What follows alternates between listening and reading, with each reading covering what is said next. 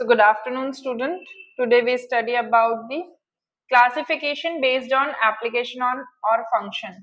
ये हम culture media में ही पढ़ रहे हैं, उस जिसमें हमने इससे पहले देखा था उसमें 3 क्लासिफिकेशन थे, जिसमें मैंने 2 आपको एक्सप्लेन कर चुकी हूँ प्रीवियस लेक्चर में. Now I am going to explain you about the classification based on the application or function.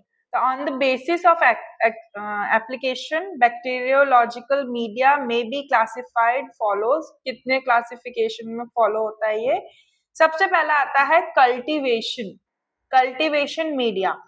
ये क्या है? These are the media which are used to general cultivation of the bacteria. Cultivation मतलब what do you mean by the term cultivation? Farming की process पढ़ी है, उसमें cultivation होता है. क्या होता है कल्टीवेशन? जैसे हम लोग गन्ने का ही ले लेते हैं, मतलब शुगर है, जैसे हम लोग उसे कैसे उगा रहे हैं वो सब हम देखते हैं. कल्टीवेशन मतलब एक काइंड ऑफ हार्वेस्टिंग, ठीक है, चीजों को उगाना, ठीक है, कैसे पनपती है, ठीक है, तो वो देखते हैं. तो यहाँ पे हम कल्टीवेशन मीडिया में क्या देख रहे हैं? बैक्टीरिया कैसे कल्टीवेट होता है, ठीक है. तो इसमें न्यूट्रिएंट ब्रॉथ में और न्यूट्रिएंट अगार में उनको लेते हैं और common cultivating media, cultivation media में उसको रखते हैं. किसमें? माइक्रोबायोलॉजी लेबोरेटरी में, ठीक है. फिर स्टोरेज मीडिया, जिसमें हम क्या करते हैं, उनके कल्चर्स करके उनको स्टॉक में रख के देखते हैं कि कितने लंबे समय तक, कितने लंबे टाइम तक ये अब कैसे बढ़ते हैं, मतलब कब तक ये जिंदा रह सकते हैं, कितना ये चल सकते हैं, ठीक है. नेक्स्ट इज एनरिचमेंट मीडिया, जिसमें आता है न्यूट्रिशनल एनवायरनमेंट देने का उसका. Okay. Next is enrichment media. Enrichment media में क्या आएगा? These are the media in which nutritional environment may contain blood serum, hemoglobin, special growth factor like vitamins, amino acid. It adjusts in a such way that growth certain bacteria type is enhance the selectively mixed population. देखो कुछ नहीं है. Enrichment मतलब जैसे उनको enrich और ज्यादा शक्ति प्रदान करना. जैसे हमको एनरिच क्या करता है, हम खाना तो खाते हैं पर हम उस खाने के साथ साथ हम आलमंड्स खाते हैं, ड्राई फ्रूट्स खाते हैं, फ्रूट्स खाते हैं, है ना. तो ये सब चीजों से और हमारे बोन्स में ताकत मिलती है, एग्जाम्पल के तौर पे बताया. तो एनरिचमेंट में यहाँ पे क्या होगा? ओके. तो यहाँ पे इनरिच कौन कर रहा है? उनको वैसा फ्लोरा दिया जाता है जैसे ब्लड स्ट्रीम में, ठीक है, ब्लड स्ट्रीम में उनको डाल देंगे, या फिर हीमोग्लोबिन या स्पेशल ग्रोथ फैक्टर जहां पे उनकी ग्रोथ हो सके, ठीक है. अमीनो एसिड्स में भी वो बहुत जल्दी ग्रो करते हैं, विटामिन लेके भी वो बहुत जल्दी ग्रो करते हैं, ठीक है. तो ऐसे में बैक्टीरिया अपनी पॉपुलेशन को बढ़ाने लगते हैं. तो that is called enrichment media. Next is enriched media. Enriched मतलब इसमें क्या होता है, बैक्टीरिया जो है सॉलिड मीडिया में कन्वर्ट होते हैं, उसमें facilitated growth of certain fastidious bacteria such as media prepared by adding substance like blood, serum, egg और basal media to meet the nutritional requirement. वो अपनी रिक्वायरमेंट्स फुलफिल कर, मतलब उससे उनकी रिक्वायरमेंट्स फुलफिल होती है तो उस तरीके के मीडिया में डालेंगे, जैसे कि ब्लड में, सीरम्स में, ठीक है, एग्स में, बेसल में. देखो बैक्टीरिया को ग्रो करने के लिए प्रॉपर वो चाहिए, जैसे प्रॉपर मीडिया चाहिए, प्रॉपर फ्लोरा चाहिए. हमारी बॉडी में बैक्टीरिया कैसे ग्रो होते हैं? क्योंकि उनको वैसा मीडिया मिलता है. सबसे ज्यादा upper respiratory tract infection bacterial growth की वजह से होता है, जैसे न्यूमोकोकल, ठीक है, न्यूमोकोकल बैक्टीरियल डिजीज है ना, निमोनिया, ठीक है. फिर टीबी एक बैक्टीरियल डिजीज है ना. तो ये कहाँ होता है? उनको वैसा फ्लोरा और मीडिया मिल जाता है. कहाँ पे होता है? लंग्स में होता है ना. तो वैसे ही एनरिच्ड मीडिया में भी यहाँ पर उनको वैसे कल्टीवेशन कराने के लिए, उनको बढ़ाने के लिए, वो किस फ्लोरा में कितना डेवलपमेंट लेते हैं वो चेक करने के लिए लेबोरेटरी में ये सब चीजें अप्लाई करते हैं, ठीक है। अप्लाई करने के बाद इनका फंक्शन कैसा होता है, कितने ज्यादा ताकतवर होते हैं, कितने ज्यादा कैसे होते हैं, उस हिसाब से फिर हम दवाई बनाते हैं, है ना। तो इसीलिए ये सारी चीजें हम एक्सपेरिमेंटिंग करने के लिए ये सब चीजें अप्लाई करते हैं उन पर।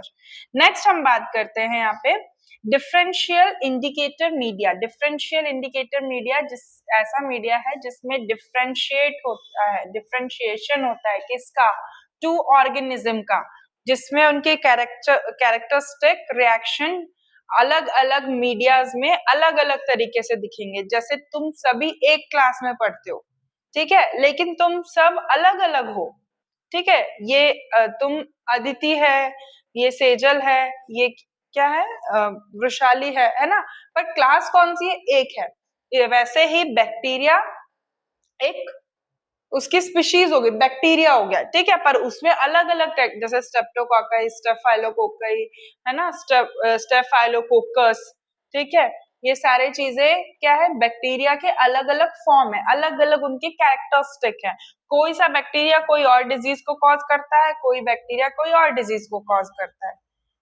Is that clear? तो ये डिफरेंशिएशनल इंडिकेटर इसी चीज को दर्शाता है। ये ऐसा मीडिया जिसमें बैक्टीरिया अलग अलग तरीके से हम उनके कैरेक्टरिस्टिक को देख सकते हैं, ठीक है।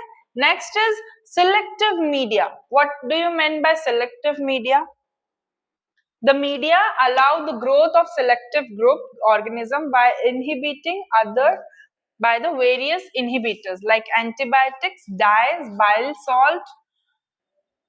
जैसे देखो अब यहाँ पे ये बताया सिलेक्टिव मीडिया। सिलेक्टिव मीडिया ऐसा ग्रुप ऑफ ऑर्गेनिज्म होते हैं जो कि सिलेक्टिव इनहिबिटर्स के थ्रू ही पॉज लेते हैं अपना, मतलब जैसे कि कुछ बैक्टीरियाज है, फॉर एग्जांपल कोई ऐसे बैक्टीरियाज को तुमने लिया है, मतलब तुम्हारी बॉडी में एंटर किया है। अब हम क्या देते हैं जनरली, जब हमारी बॉडी में एंटर करते हैं बैक्टीरिया तो हम क्या देते हैं, एंटीबायोटिक्स देते हैं।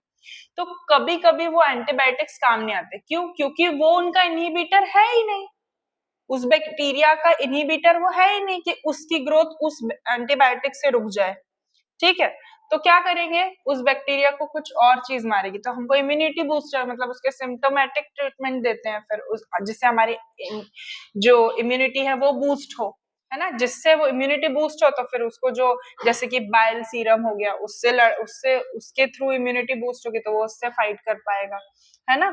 ये सारी चीजें एंटीबायोटिक्स, डाइज, इस तरीके से मतलब जिस भी तरीके से जो बैक्टीरिया है वो मर सकता है, वो उसका इनहिबिटर होता है, ठीक है। अब जैसे कि एग्जांपल्स कौन कौन से इसमें है, जैसे अगार हो गया, सॉल्मोनेला हो गया, सॉल्मोनेला सिंगेला, लोस्टीन, जेसिन मीडियम या माइक्रोबैक्टीरियम ट्यूबरक्लोसिस। ये सारे बैक्टीरिया, देखो माइक्रोबैक्टीरियम ट्यूबरक्लोसिस में एंटीबायोटिक तो देते हैं पर उसकी स्पेशल ड्रग आती है वो ऐसे ही नहीं मरता, ठीक है। माइकोबैक्टीरियम ट्यूबरक्लोसिस जो है, M tuberculosis, that is the meaning of mycobacterium tuberculosis. ये उसका सिलेक्टिव मीडिया एंटीबायोटिक ही नहीं रहता, उसके लिए अलग से भी ये टीबी का बैक्टीरिया है ये, हाँ, माइकोबैक्टीरियम ट्यूबरक्लोसिस, है ना। तो इसके लिए अलग सी ड्रग दी जाती है, ठीक है। Next is maintenance media. Maintenance media में मेंटेन करते हैं, क्या मेंटेन करते हैं, उनके फिजियोलॉजिकल कैरेक्टरिस्टिक, मतलब उनके फंक्शंस, ठीक है, वो फिजियोलॉजिकल। फॉर एग्जांपल मैं तुम लोगों को ह्यूमन बॉडी के हिसाब से बताती हूँ, जैसे कि तुम्हारा हार्ट है, वो एक ऑर्गन है, ठीक है। अब उसका फिजियोलॉजिकल फंक्शन क्या है, पंप करना, क्या है, पंप करना, ब्लड पंप करना और पूरी बॉडी में सर्कुलेशन करना, ठीक है। तो ये उसका क्या हो गया, फिजियोलॉजिकल फंक्शन। वैसे ही बैक्टीरिया हो गया, बैक्टीरिया कैसे फंक्शन करता है, उसके फिजियोलॉजिकल कैरेक्टरिस्टिक क्या है, और वो अपने आप को, अब जैसे फिजियोलॉजिकल काम करेगा तो उसको मेंटेनेंस के लिए कुछ तो कुछ चाहिए होगा, तो वैसे ही वो मेंटेनेंस करता है अपने कल्चर्स करके, बैक्टीरियल कल्चर्स करके, ठीक है। Next is transport media. अब वो एक जगह से दूसरी जगह कैसे जाता है, जैसे कि टीबी सीएसएफ में भी फैल जाता है ना, सेरेब्रोस्पाइनल फ्लूइड जो होता है उसमें भी फैल जाता है ना। यहाँ पे लिखा भी है ट्रांसपोर्ट मीडिया में क्या क्या आ जाएगा अपना, एक जगह से दूसरी जगह जाना, that is called transport media. कैसे ट्रांसफर होते हैं बैक्टीरिया एक जगह से दूसरी जगह, है ना, जैसे वायरस कितनी जल्दी फैलता है, जैसे इसको आज सर्दी है तो इसको कल ये दूसरे को होगी, तीसरे को होगी, चौथे को होगी, ऐसे जैसे कोरोना वायरस फैल रहा था, है ना, वैसे ही बैक्टीरिया भी फैलता है एक से दूसरे में। समझ में आया? ये उसका ट्रांसपोर्ट मीडिया हो जाएगा। ओके, नेक्स्ट इज फिजिकल और environmental factor affecting the bacterial growth. कौन कौन से फिजिकल और एनवायरमेंटल फैक्टर्स हैं जो कि अफेक्ट करेंगे बैक्टीरिया की ग्रोथ में? ठीक है, तो सबसे पहला oxygen.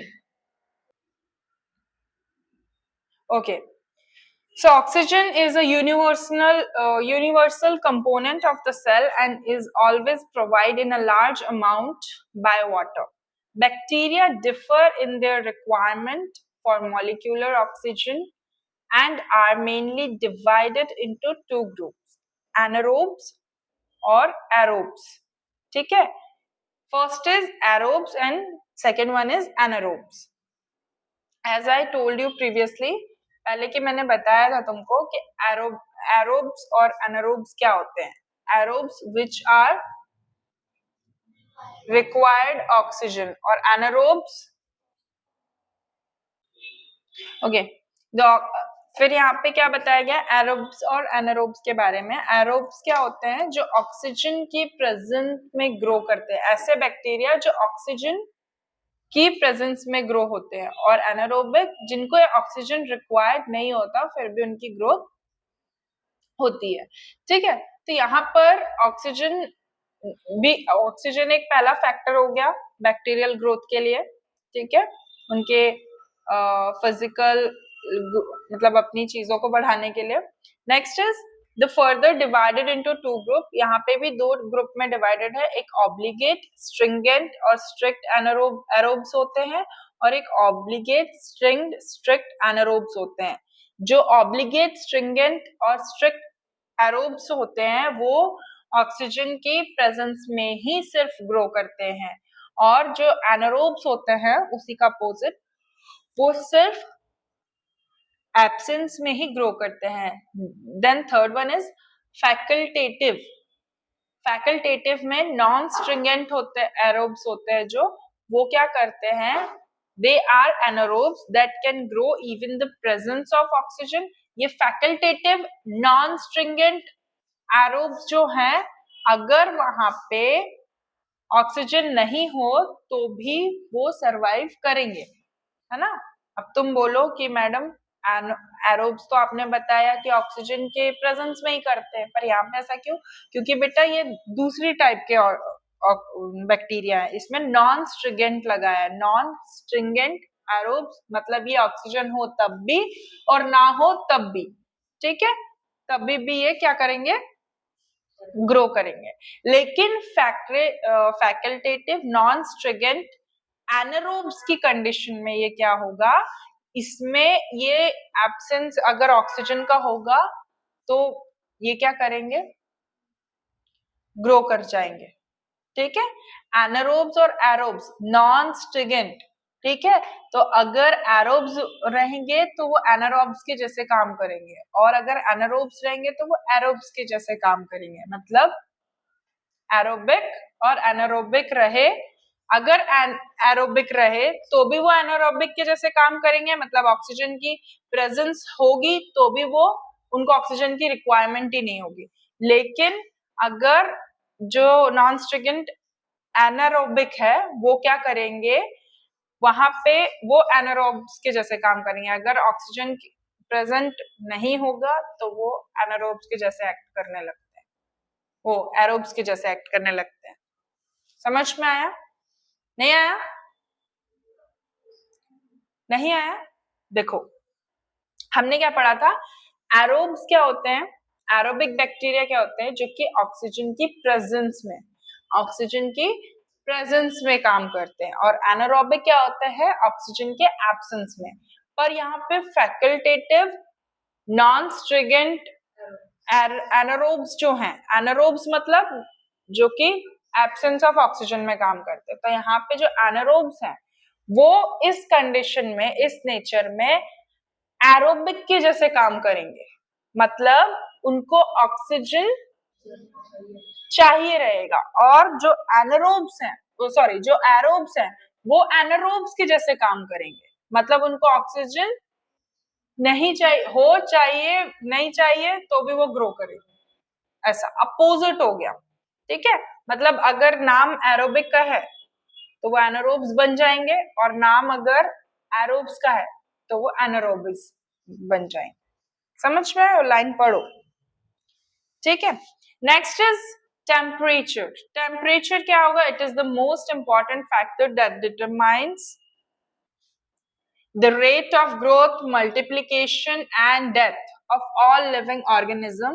On the basis of their temperature relationship, bacteria may be divided into three main group. Temperature का बहुत ज्यादा रोल प्ले होता है। ठंडी जगहों में कौन से बैक्टीरिया ग्रो करते हैं, गर्म जगह में, मॉइस्ट में, ह्यूमिडिटी में कौन से बैक्टीरिया ग्रो करते हैं, है ना। तो यहाँ पे टेम्परेचर को तीन मेन कैरेक्टरिस्टिक में डिवाइडेड किया है। एक आता है साइक्रोफेल्स और क्रायोफाइल्स। ग्रीक में साइकोज मतलब होता है मीनिंग ऑफ कोल्ड। यहाँ पे कोल्ड में कौन कौन से बैक्टीरिया ग्रो करते हैं, कौन से, जैसे 0 डिग्री सेल्सियस में और इससे भी ऑप्टिमम और या कम टेम्परेचर रहे, जैसे कि 15 डिग्री और इससे भी कम टेम्परेचर में भी बैक्टीरिया ग्रो करते हैं, जैसे कि माइनस में -20 या -30 degree Celsius, 20 to 30 degree Celsius में भी ये वाले बैक्टीरिया ग्रो होते हैं। ठंड में, बहुत ठंड जहां बर्फ भी गिर रही हो बहुत, वहां पे भी ऐसे बैक्टीरिया ग्रो होते हैं। उसको हम क्या बोलते हैं? क्रायोफिल्स या फिर साइक्रोज। साइक्रोज का मतलब होता है कोल्ड। नेक्स्ट इज मीजोफाइल्स ऐसे बैक्टीरिया जो कि ग्रो करते हैं with in the temperature range of 25 degree Celsius to 40 degree Celsius. मतलब कि जैसे अभी यहाँ का कंडीशन है, अभी का जो टेम्परेचर है वो 26 या 25 चल रहा है ना। तो इस नेचर में जो हमारा जो अभी नॉर्मल टेम्परेचर है, उस टेम्परेचर में भी कौन कौन से बैक्टीरिया ग्रो करते हैं। तो ये बीच का टेम्परेचर, ना ज्यादा ठंड है ना ज्यादा गर्मी है, तो यहाँ पे मीजोफाइल्स बोलते हैं ये टेम्परेचर को। इसमें 25 degree Celsius to 40 degree Celsius में ऐसे कुछ बैक्टीरिया ग्रो करते हैं। Next is thermophiles. थर्मो का मतलब होता है हीट, भरी ताप में, एकदम बहुत गर्मी में, जिसमें 40 टू 75 डिग्री सेल्सियस बहुत हायर रहता है, इससे भी ओवर रेंज में बैक्टीरिया अपना ऑप्टिमम टेम्परेचर ढूंढ लेते हैं, मतलब उसमें भी वो ग्रो करते हैं। ठीक है, तो मतलब कोई भी हो, अलग अलग कैरेक्टरिस्टिक होते हैं उनके ग्रो करने के, उन नेचर में और उस तरह के एनवायरमेंट में वो अडेप्टेबल होते हैं और वो ग्रो करते हैं। ठीक है, next is hydrogen ion concentration, pH. PH का बहुत बड़ा रोल है, जैसे कि इससे हमको यूटीआई मतलब यूरिनरी ट्रैक इन्फेक्शन जो होता है, उसमें कौन सा बैक्टीरिया होता है, ये पीएच से ही पता चलता है, पावर ऑफ हाइड्रोजन। ठीक है, तो यहाँ पे hydrogen ion concentrated of the H plus neutral environment varies from the 0.5. 0.5 कैसा होता है? अल्कलाइन होता है या एसिडिक होता है? बेसिक नेचर होता है। एसिडिक पीएच में कितना आता है?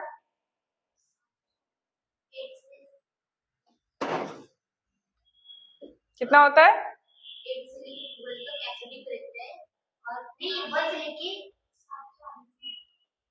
इधर आओ। So, यहाँ पे पावर ऑफ हाइड्रोजन देखा जाता है, जैसे सॉइल का रहता है 10, ठीक है, 10 रहता है, 10.5 रहता है। 10.5 सॉइल में बहुत इजीली ग्रो करने के लिए बैक्टीरिया को कल्चर मीडिया मिल जाता है। वहीं अगर 7 रहेगा, देखो एसिडिक रहेगा तो बैक्टीरिया नहीं एडजस्ट कर पाएंगे, क्योंकि उनको ग्रो करने के लिए समय ही नहीं मिलेगा, जल जाएंगे वो।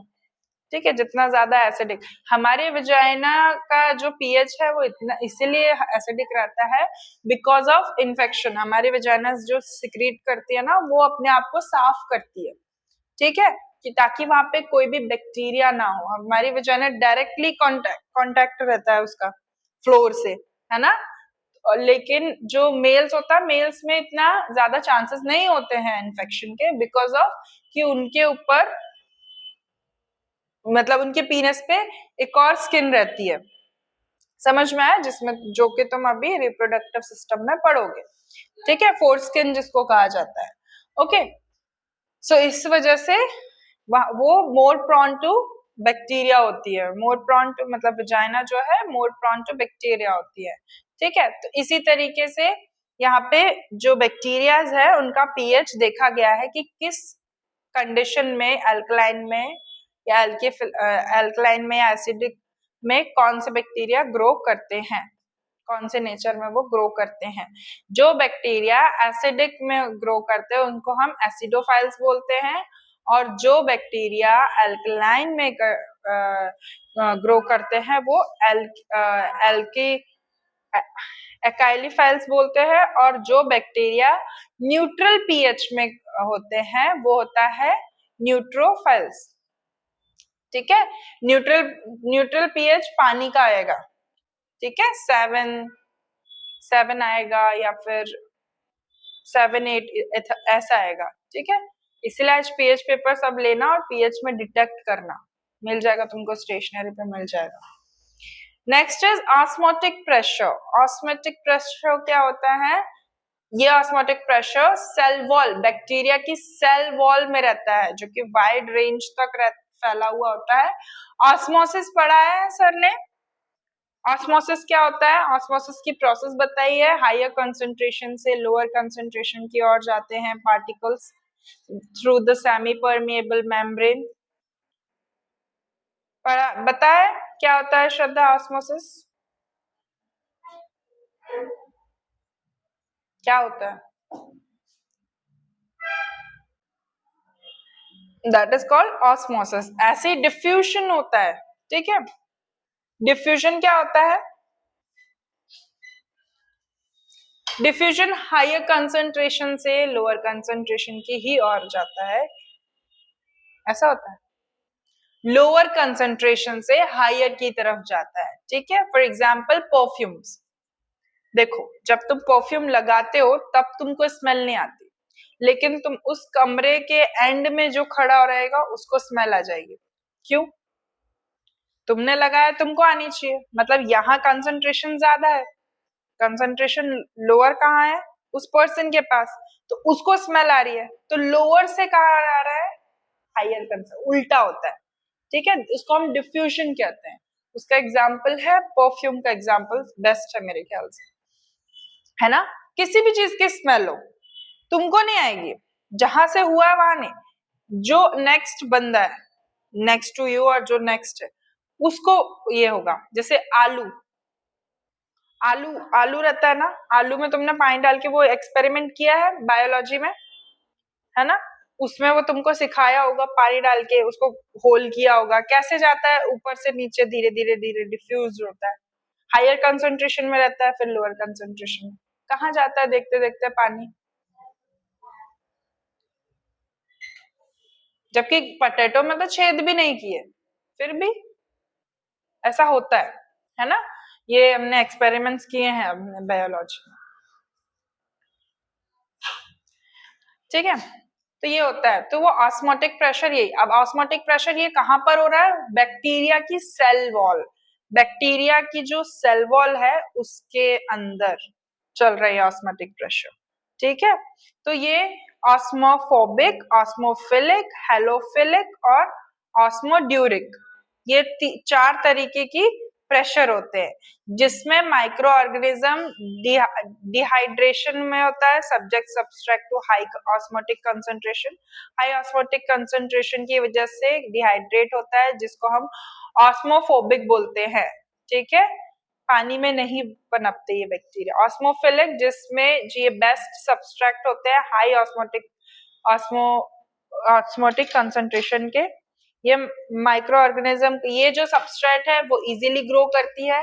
हेलोफिलिक, हेलोफाइल्स जो होते हैं रिप्रेजेंट करते हैं preferably grow to high osmotic concentration produce to dissolve salt. ये क्या करते हैं, सॉल्ट को भी डिसॉल्व, मतलब बैक्टीरिया में अगर सॉल्ट डाल दो तो वो ग्रो नहीं कर पाते, लेकिन ये उसको भी डिसॉल्व कर लेते हैं। ठीक है, हायर कंसंट्रेशन, जैसे इसने बताया था कि एक तरफ नमक वाला पानी है और एक तरफ कम वाला पानी है, पर वो उस नमक वाले पानी को भी डिसॉल्व कर लेंगे, उसमें भी ग्रो कर लेंगे वो। ठीक है, ऐसा है। Next is ऑस्मोड्यूरिक। ऑस्मोड्यूरिक में ऐसा मॉडरेट सब्सटेंस है जिसमें कंसंट्रेशन रेजिस्टेंट होते हैं, ये कंसंट्रेशन ही रेजिस्टेंट होते हैं, मतलब ये उनको हायर में हो चाहे लोअर में हो, दोनों में चल जाएंगे। समझ में आया? तो ये ऑस्मोटिक प्रेशर के बारे में था। Next is water, carbon dioxide and light. So इन तीन चीजों के बारे में मैं आपको कल बताऊंगी। That's it for today. यहाँ पे नेक्स्ट हम आइसोलेशन पढ़ेंगे लेबोरेटरीज का, and then the topic will be ended, the unit will finish, this unit will be completed. Next unit हम क्या पढ़ेंगे, फिफ्थ यूनिट, स्टरलाइजेशन। इन्फेक्शन वाली यूनिट खत्म हो गई हमारी, फिफ्थ यूनिट पढ़ेंगे, देन सिक्स्थ माइक्रोबायोलॉजी का भी सिलेबस खत्म। ठीक है, okay, thank you class, thank you.